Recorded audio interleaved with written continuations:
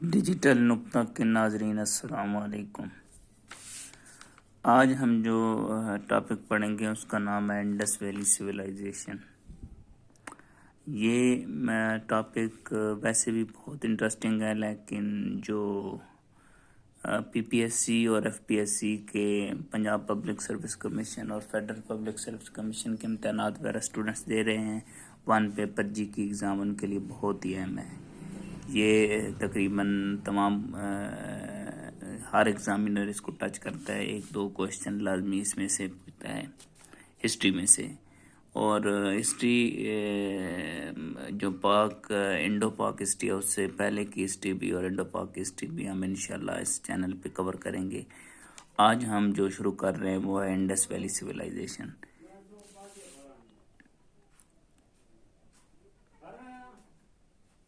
Indus valley civilization میں ہم یہ ٹاپک کور کریں گے آج۔ اس سے یہ 4-5 ٹاپکس ہیں، یہ کور کرنے سے ہمارے پورے انڈس ویلی سویلائزیشن کمپلیٹ ہو جائے گی۔ ایک ہے پیریڈ آف سویلائزیشن، ایک ہے important cities, contemporary civilisation, religion, social system, decline of Indus civilisation. اس شروع کرنے سے پہلے میں آپ کو بتا دوں کہ ہسٹری کی کیا امپورٹنس ہوتی ہے انسان کے پریزنٹ میں اور فیوچر میں۔ دیکھیں، جو ہسٹری ہوتی ہے وہ ہسٹری، پریزنٹ اینڈ فیوچر یہ آپس میں ایک سٹرنگ کی مانند کنیکٹڈ ہوتے ہیں، ٹھیک ہے۔ آپ فیوچر میں کوئی تھاٹ ڈیولپ کرنا چاہتے ہیں تو ہسٹری سے ہیلپ آپ لینی چاہیے آپ کو، ادروائز جو ہسٹری میں انسان غلطیاں کرتا ہے، انسانی تاریخ میں جو غلطیاں ہوئی ہیں وہ پریزنٹ میں جو ڈیسیجن لے رہا ہوتا ہے اس کا جو اثر ہوتا ہے وہ فیوچر میں بھی پڑتا ہے، ٹھیک ہے۔ تو اس لیے ہسٹری ایک آپ کہہ سکتے ہیں history is the study of organized events of past. جتنے بھی پاسٹ میں ایونٹس ہوتے ہیں ان میں جو ان کی اسٹڈی ہے اس کو ہم ہسٹری کہتے ہیں، ٹھیک ہے۔ ہسٹری ہمارے اسلام میں ویسے بھی بہت ضروری ہے، کیونکہ ہمارا تو جو حدیث سسٹم ہے، حدیث جو آ رہی ہے وہ سلف اور تاریخ سے ہی آ رہی ہے، اس لیے ہسٹری کو ہم اپنی تاریخ سے اپنی زندگی میں سے نکال نہیں سکتے۔ اسی وجہ سے انڈس ویلی سویلائزیشن بھی ایک ہسٹوریکل ٹاپک ہے، اس کو ہم دیکھیں۔ انڈس ویلی سویلائزیشن دنیا کی one of the oldest civilisation, Indus civilisation ان میں سے ایک سویلائزیشن ہے۔ یہ سویلائزیشن کہاں پہ تھی؟ یہ سویلائزیشن اس کا ریجن جو تھا وہ تھا انڈس ویلی، انڈس ریور کی جو ویلی ہے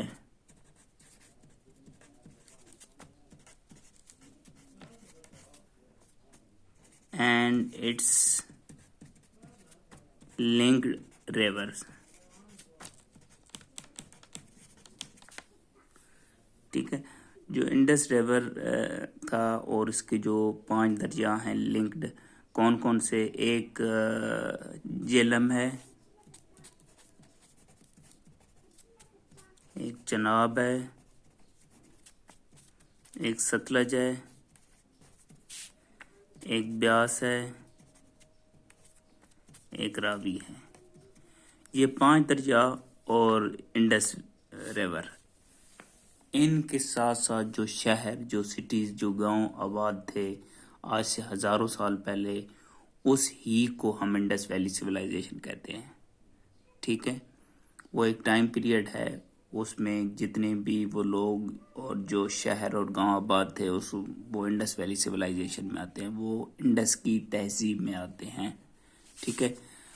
ابھی ہم پیریڈ چیک کرتے ہیں کہ اس کا پیریڈ کون سا تھا۔ پیریڈ جو اس کا پیریڈ تھا یہ 3 پارٹس میں ڈیوائڈ ہے۔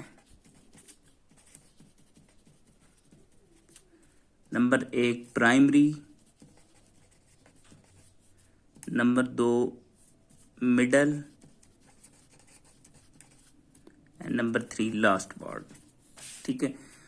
پرائمری پیریڈ میں جو ہمارے پاس ٹائم تھا یہ 3800 BC سے 2500 BC تک تھا، ٹھیک ہے، اور جو مڈل تھا یہ 2500 BC سے لے کے 1700 BC تک تھا، ٹھیک ہے، اور جو لاسٹ پیریڈ تھا وہ 1700 BC سے لے کے 1300 BC تک تھا۔ 1300 BC میں انڈس ویلی سویلائزیشن اینڈ ہو گئی، اس کا نام و نشان صفحہ سے مٹ گئی 1300 BC۔ وہ میں آپ کو بتاؤں گا کہ یہ کیوں مٹی، ٹھیک ہے۔ اب یہ بی سی کا مطلب ہوتا ہے بیفور کرائسٹ، حضرت عیسیٰ علیہ السلام کی پیدائش سے پہلے، حضرت عیسیٰ علیہ السلام before of Christ, B C, اس کو بی سی کہتے ہیں، اس کو بی سی ای بھی کہتے ہیں۔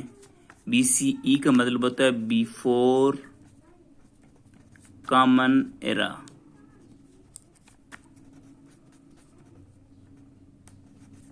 بی سی ای بھی کہتے ہیں اور بی سی بھی کہتے ہیں۔ اس کے جو متضاد ہے، جو اس کا مخالف ہے، اس کو ہم کہتے ہیں اے ڈی، اس کا مطلب ہے آفٹر ڈیتھ، یعنی عیسیٰ علیہ السلام کے جانے کے بعد۔ اور اے ڈی کو دوسرا نام ہے کامن ایرا، سی ای، اس کو ہم کامن ایرا کہتے ہیں، اس کا دوسرا نام کامن ایرا بھی کہتے ہیں۔ اس کو B C before of Christ یا B C E before common era, اس کو اے ڈی آفٹر ڈیتھ یا سی ای کامن ایرا، ٹھیک ہے۔ تو یہ عیسیٰ علیہ السلام کی پیدائش سے پہلے کی بات ہے، اس سے پہلے سٹارٹ ہوئی، اس سے پہلے ہی ختم ہو گئی، ٹھیک ہے۔ یہ اس کا ٹائم پیریڈ ہے، پرائمری، مڈل، لاسٹ۔ پرائمری میں جو اربن ڈیولپمنٹ تھی وہ بہت زیادہ ہوئی، 3800 سے 2500 BC کے درمیان انڈس سیویلائزیشن میں اربن ڈیولپمنٹ ہوئی۔ مڈل میں جو ولیجز وہ بھی آباد ہوئی ہے، ٹھیک ہے، ایگریکلچر میں ترقی ہوئی، لیکن یہ جو لاسٹ پیریڈ ہے یہ اس میں انڈس ویلی سویلائزیشن ڈکلائن کی طرف جاتی ہے اور اینڈ پہ 1300 BC میں تقریباً کولیپس کر جاتی ہے، ٹھیک ہے۔ اس کے یہ پیریڈ ہمارا ہو گیا، یہ انتہائی ضروری پوائنٹس ہیں، ایک 3800 سے 2500 BC پرائمری، اور مڈل 2500 سے 1700، اور 1700 سے 1300 لاسٹ پیریڈ، ٹھیک ہے۔ ابھی ہم امپورٹنٹ سٹیز چیک کرتے ہیں، سٹیز کون کون سے تھے۔ ہم سٹیز ٹوٹل جو آرکیالوجی ڈپارٹمنٹ ہے اس نے جو کھدائیاں کی اور اس سے جو اندازہ لگایا، اس سے ہمیں پتہ چلتا ہے کہ ٹوٹل 1500 جو سیٹلمنٹس تھیں وہ انڈس ویلی سویلائزیشن میں تھیں، ٹھیک ہے۔ انڈس ویلی سویلائزیشن ایک تو انڈس ریور کی ویلی ہو گئی، اور ساتھ جو 5 دریا ہیں لنکڈ وہ بھی اسی میں آتے ہیں، ان کے ساتھ ساتھ جتنے شہر اور گاؤں آباد تھے وہ بھی Indus valley civilisation, total 1500 settlements ہیں، ٹھیک ہے۔ اس کے علاوہ جو بڑے شہر تھے، 2 بڑے شہر جو ہم پڑھتے ہیں، ایک تھا موہنجو داڑو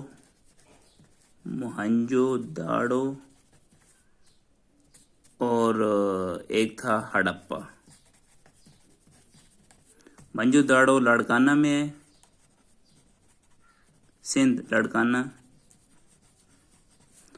اور ہڑپا جو ہے یہ ساہیوال میں ہے، ڈسٹرکٹ ساہیوال، یہ بھی ڈسٹرکٹ لاڑکانہ، ڈسٹرکٹ ساہیوال، پنجاب۔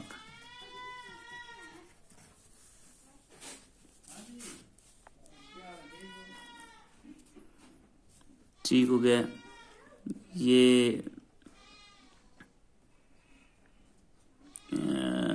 ٹھیک ہو گیا۔ اس کے بعد ہم چیک کرتے ہیں موہنجو داڑو اور ہڑپا ہو گئی، اس کے بعد کنٹمپریری سویلائزیشن چیک کر، یہ ہو گیا کنٹمپریری سویلائزیشن کا مطلب ہے جو سویلائزیشن انڈس ویلی سویلائزیشن کے دور میں موجود تھی، اس کے ساتھ ساتھ ایک تو انڈس ویلی سویلائزیشن تھی، اور بھی دنیا پوری گلوب میں اور کون کون سی سویلائزیشن اس وقت موجود تھی۔ جو سویلائزیشن موجود تھیں وہ تھیں، ایک تھی میزوپوٹامیا،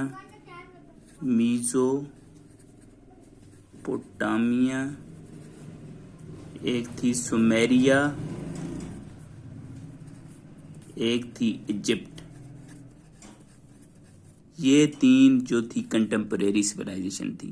میزوپوٹامیا جو موجودہ عراق ہے، سومیریا جو موجودہ ایران ہے اس کا علاقہ تھا، اور ایجپٹ تو آپ کو پتہ ہے کہ ایجپٹ افریقہ اور ایشیا دونوں میں، ٹھیک ہے۔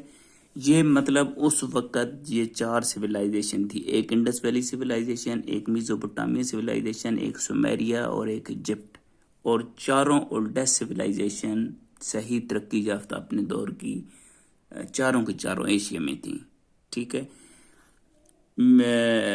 جو انڈس ویلی سویلائزیشن کی ٹریڈ تھی وہ ان 2 سویلائزیشن کے ساتھ تھی، میزوپوٹامیا کے ساتھ تھی اور سومیریا کے ساتھ تھی، کیونکہ ان کی جب کھدائی ہوئی تو ادھر انڈس ویلی سویلائزیشن کے جو برتن وغیرہ تھے، یوٹینسلس، ٹھیک ہے، جو ٹوائز اور جو سیلز تھیں بادشاہوں کی، وہ ان 2 علاقوں میں ملی ہیں، سومیریا کے علاقے میں اور میزوپوٹامیا کے علاقے میں، ٹھیک ہے۔ اس کے علاوہ ہم چیک کرتے ہیں کہ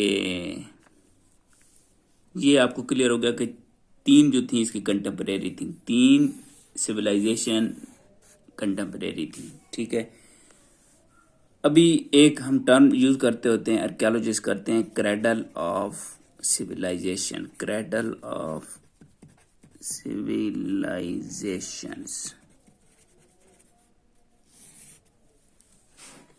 دیکھیں جو ویلیز ہیں، ایک انڈس کی ویلی،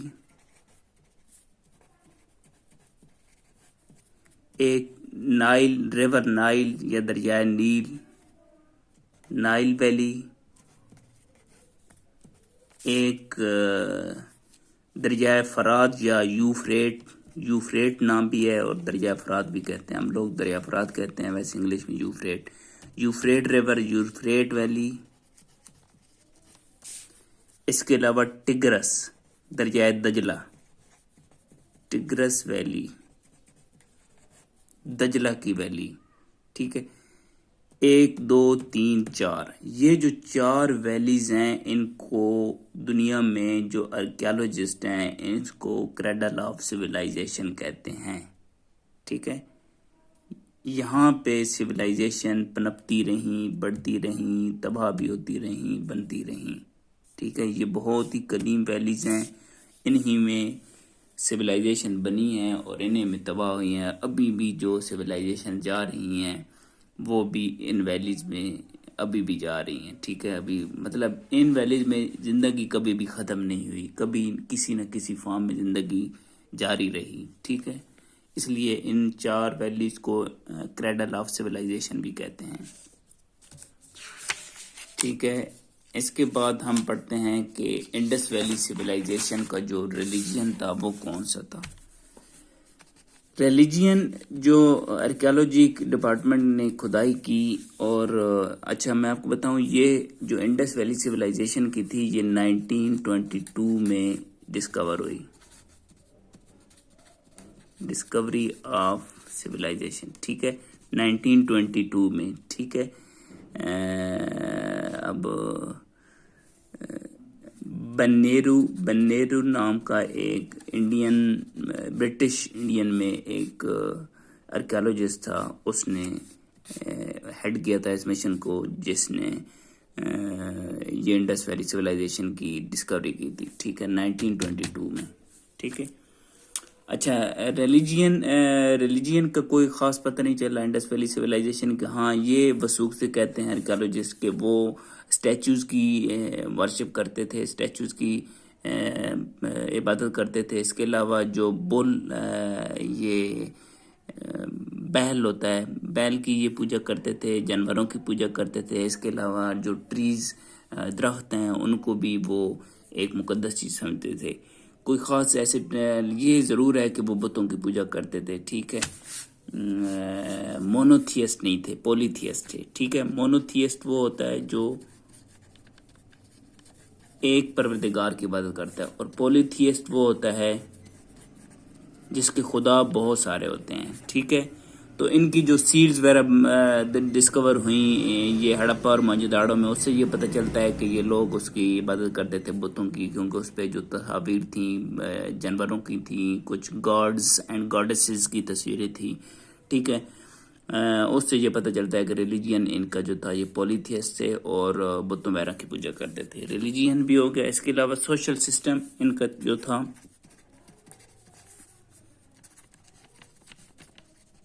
سوشل سسٹم یہ اپنے دور کے بہت ہی جتنی سویلائزیشن تھی ان میں ڈیولپڈ سویلائزیشن تھی ایک، ٹھیک ہے. یہ لوگ برکس تھیں ان کو بیک کرنا، ان کو یوز کرنا، ان کو بنانا یہ جانتے تھے یہ لوگ، برکس اینٹوں کو، ٹھیک ہے. اس کے علاوہ میئر اینڈ ویٹ سسٹم تھا ان کا اپنا، میئر اینڈ ویٹ سسٹم،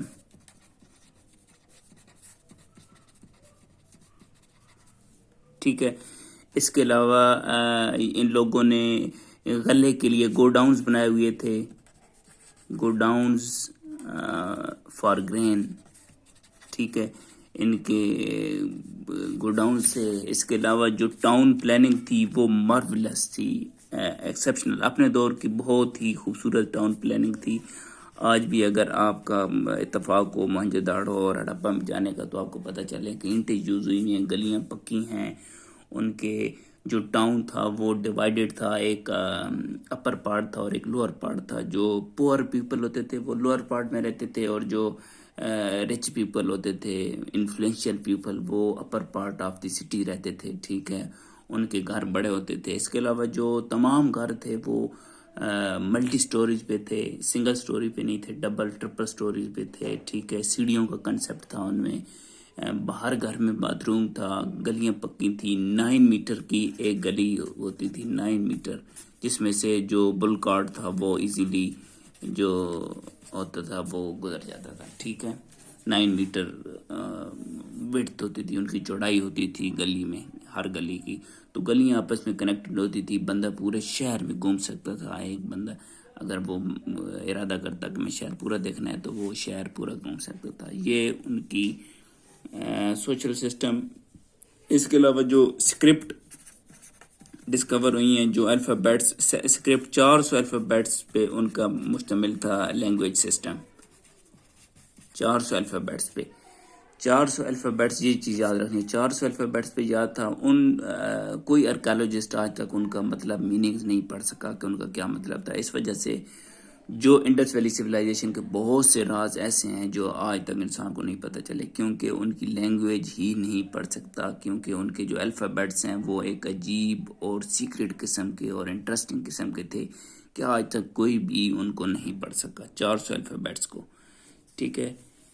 یہ سوشل سسٹم ہو گیا. اس کے علاوہ اب ہم ڈکلائن کی طرف آ جاتے ہیں، ٹاپک کو اینڈ کرتے ہیں. Decline of civilisation.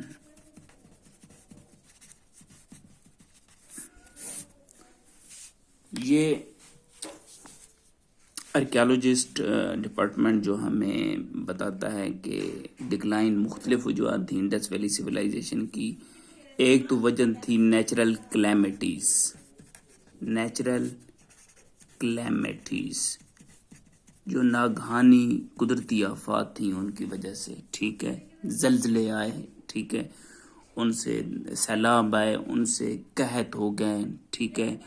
لوگ سٹارویشن سے مر گئے، بھوک سے مر گئے، ٹھیک ہے.